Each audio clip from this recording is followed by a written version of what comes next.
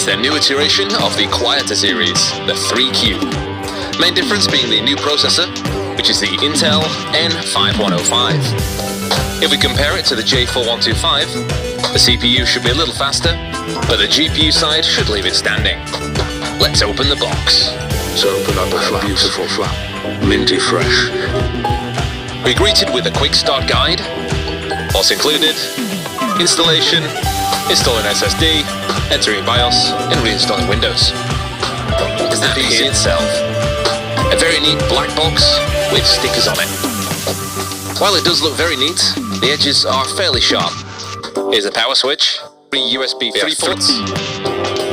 And on the back we have one more USB, micro SD, audio jack, 2 HDMI ports, some little hole in the middle, USB-C for power, and the LAN Ethernet port.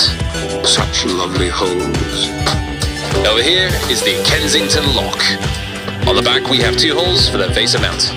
With this you can attach it to the back of a monitor. Here's the power adapter. It's 12 volts, 2 amps, 24 watts. This is the modular design, so we're going to clip on this US adapter. Data has many types of adapters. You should see him on the board. He makes a mad cappuccino. Last thing here is the thermal pad for your SSD. For today's size comparison, we will use a Nintendo Game Boy. It's slightly smaller. It is larger than the Raspberry Pi, maybe double the size. If you decide to teabag it, it's around 4 to 6 Rooibos tea bags large. If you put it side to side, the cases are identical. Q was pretty good, but let's hope this one improves on it. Custard cream biscuit. Let's now check the specs. At the heart of this one, we've got a quad-core Intel, base 2 GHz and a boost 2.9. With 8 GB RAM and dual HDMI, should be pretty good for the office. Oh no. Get a better camera stand, amateur. For this mini PC, we'll need a spare monitor or TV, and if there are speakers inside, this can look a little cleaner. My monitor has no speakers, so I'm just going to use these with the audio jack. We'll use a logical keyboard with trackpad. It's wireless, so we'll need this dongle. So much dust. Or is that something else? I have the sniffles. First boot will take a few minutes to set everything up, and then you'll be asked a few questions. First is language. 9 here to choose from. Your country or region, followed by keyboard layout. It'll take a few more minutes to set up, and then we're in. Tilt monitor to make it look majestic. From the 128GB eMMC, we have just over 92 GB free. There's also a recovery partition in case you want to reset. Checking the about page here, we have indeed the N5105, 8 GB RAM with Windows 11 Pro. To activate, just hook up Wi-Fi or the Ethernet, and the process is automatic. You can then update to the latest version. You should downgrade down with the technocracy. Windows 11 takes a while to update, and while it's doing so, it is a bit sluggish. Once it's finished doing its thing, we can install a few more applications using Ninite. With this, we can have many free applications, such as OpenOffice or LibreOffice. Go to the website, click what you want installing, press go. With LibreOffice, we can easily do our homework, write letters or mess around in Excel. And with Krita, we can create graphics. This is a great alternative to Adobe Photoshop. Just going to peel this sticker off, because I don't think it's helping with the heat. And this too. Stick it to the man. You can browse the internet, no problem. Here's Meals Shop on Amazon. Currently this one's $40 off. We can also check the prices on AliExpress. Some cool pencil cases. And some nice looking pillows. Does she come with the cushion? I will squeeze her home. Here's YouTube at 4K. Should be good for the other streaming services like Netflix, Amazon Prime, etc. It's time for some benchmarks. Shizuku first up is. You can see here that this is a little quicker than the Quieter 2Q. And checking 3D Mark, we've almost got 3 times the graphics score. Here's Passmark. And lastly, Geekbench with some information from HW Info. During these tests, the CPU got to 83 degrees and idled at around 50 to 60 degrees. Time for some game tests. Streets of Rage 4. Default settings at 1080. We have a constant 60 FPS. Same goes for King of Fighters 13. Yuri is a cutie, but mine's up high. Moving on to some 3D games, we can see where the limitations lie. At 1080p, we get 46 frames per second, but if we knock it down to 720p, we'll get a solid 60. Team Fortress 2 at 1080p, we're getting around 40 frames per second. And then moving on to CSGO, we have around 20 FPS. Lowering graphics to about 720p, we can get a few more frames per second, but honestly, it's not optimal for this game. What we would like to do is check this out on Batocera. Let's see what this can be like.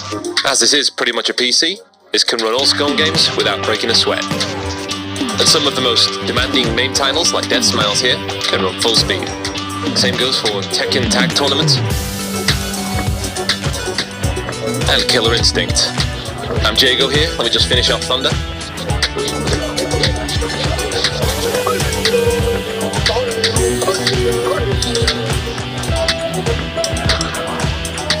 Cheats and hacks. Here's some Amiga, Gym Power, full speed.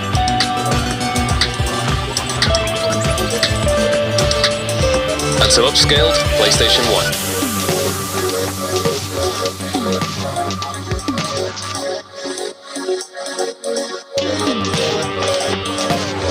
The PlayStation 2 Fighting Evolution.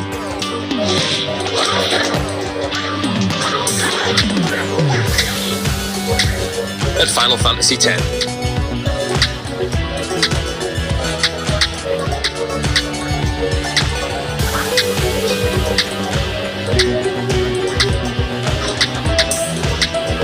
While Final Fantasy X is playable in Out 3, you can forget.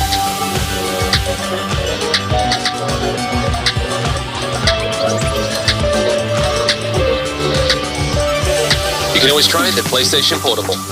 Here's Burnout Dominator.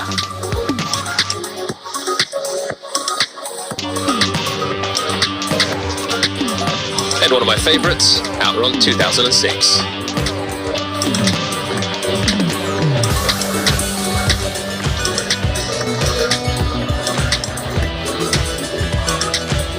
The game that everyone wants to see running, God of War, runs full speed at 720p. What a terror. This is like when everyone asks if Crysis run on their computer. My holodeck runs several instances of Virtual Girlfriend. Here's Dreamcast. Don't tell Beverly. Virtua Tennis at full speed. On Naomi, Dead or Alive 2, Millennium.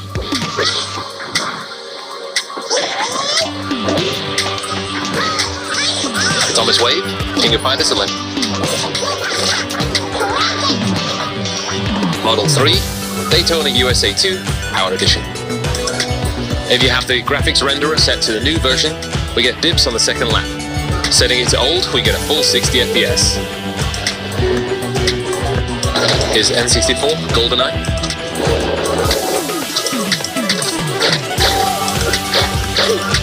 But I'd rather test some GameCube. F-Zero GX is one of the most demanding titles, and at 720p without frame skip, we can get from 50 to 60 FPS.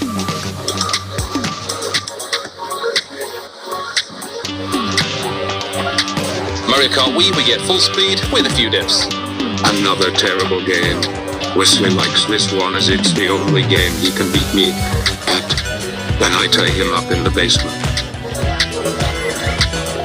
Star Fox on the 3DS is not playable at all. Let's take a look inside. To access, there are 4 screws at the bottom. And this is very clean. Here's the battery, an SCY eMMC chip at the bottom, and the NVMe slot. To see the other side, there are 4 additional screws.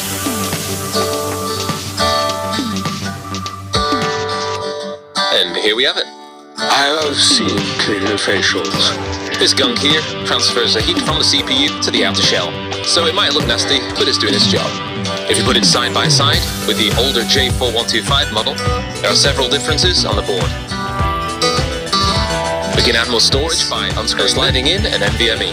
She's ready for your stick. This one's a cheapie, Golden Third. Then we can lay on the thermal pad.